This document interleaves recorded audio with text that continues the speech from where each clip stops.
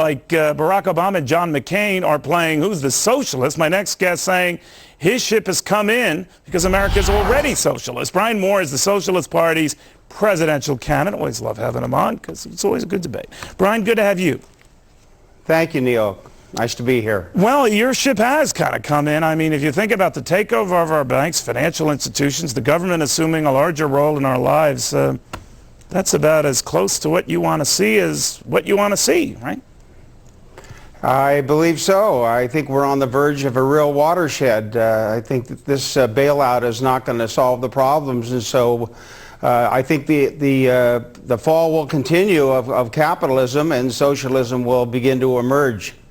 All right, now, obviously capitalism has had its problems. People have been criticizing it. Is it possible, though, that our solution to try to address its abuses goes too far? Americans realize that. Even our elected leaders realize that and don't go the way you think they go or the way you think they should go.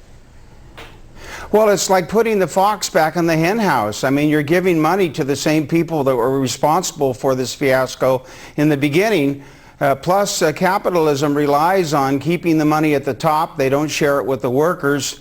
And as a result, we end up with the self-interest and the greed and the loss of profits and job opportunities. Well, why do you say, you're making a big blanket statement there, Brian, that capitalism keeps it on the top? I mean, this country has been enriched and helped enrich the world by aspiring to greatness and, yes, wealth, and, yes, it's created more than a few millionaires and billionaires, but it's also created an economic engine, the world's envy, over the last couple of centuries, right?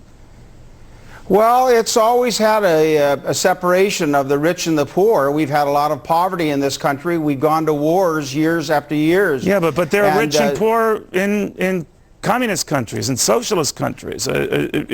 Would you argue capitalism, with all its flaws, still has produced a great deal more opportunities than, let's say, it is produced in the equivalent of these socialist societies?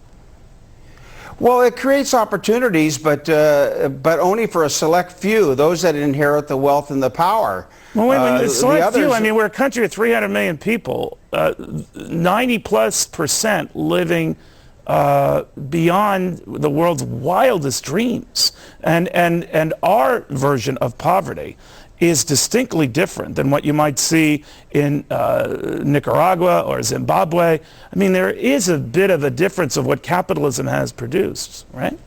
I really can't buy that. I mean, there's just so many even Americans in our own country without health care, without housing, without jobs. There's poverty, there's drug abuse and crime. And I think it really comes about from the economic system. So in places like Finland and Sweden that have a tax rate, what, on average triple our own, that is close to this type of society as I guess you would like to see, they don't have drug problems, they don't have suicide issues, they don't have some of these other rich and poor issues that you talk about? Well, they live longer. I mean, people, there are 30 countries around the world. Well, I'd live longer too. It was just very cold all the time. Everything would stop, right? I mean, well, you live longer in Canada. Well, it's cold there, but it's not cold in Cuba. In Cuba, and the lifespan is equal to ours here in this country, despite the lack of funds. And have you been to Cuba? Have you ever checked out Cuba? I have. It's not exactly a paradise. I was there 2 years ago. It's not a paradise. Pardon me? It's not a paradise. Well, I agree with you there, but that's because of the Cuban embargo that we've imposed upon the entire country. An embargo that doesn't, wait a minute, an embargo that doesn't let capitalist goods get in, right? So you need capitalism for a socialist society to succeed? No, not really. You need to let the workers have control and ownership of the companies and the corporations and the banks and the financial institutions. And it would be the government's done such a good job of that in the past, Brian, right? Well, what are you talking about? I mean, the government here in America is corporate America. They run this country. The government isn't a public entity. I mean, look at the VA system works pretty well, and Medicare. Let me ask you real quickly, Brian. I'm going over my time. My producer's going to kill me again because I blew that other break. Okay. Let me ask you, if the government can't police its own books or even keep track of its own money, are you going to trust it in this country to police companies' books and their money? First of all, we have a decentralized government. We turn over the power and the control to the workers and the citizens. They make the decisions and they direct the government to implement them. But secondly, remember the failure of Congress.